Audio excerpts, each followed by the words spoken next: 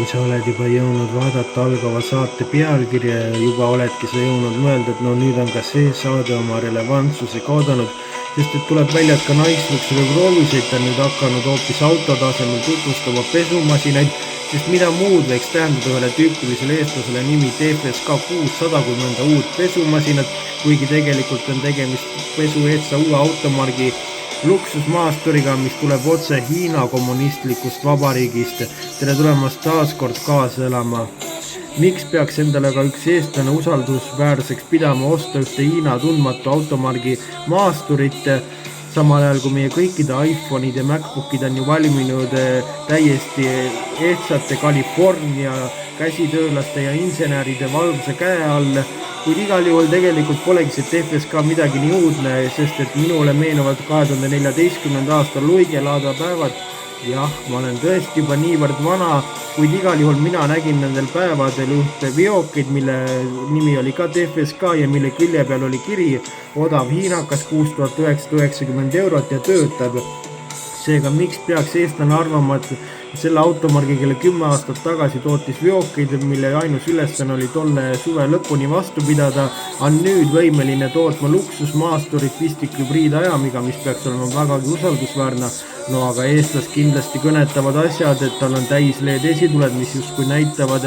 usaldusväärsust ja luksust, nii et ning on tal olemas 19 olised valuväljed, 4 vedu 7 istme kohta, mis juhul on tal 7 istet ja siis on tal 370 liitrit endiselt pagasruumi mahtu ja teises ja kolmandas reas on tal ka küllaslikult jalaruumi ja üsnagi head materjalid on tal ja disain on ka ju isegi enam-vähem arvestatav.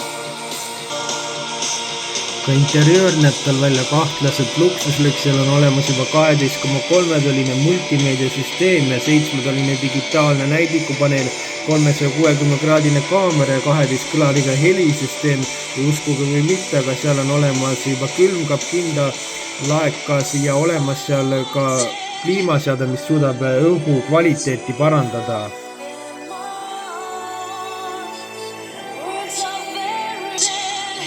Mootoriruumis on tal vaid üks jõuallikas, selleks on 1,5 liitrine vabalt hingav bensiinimootor, mis on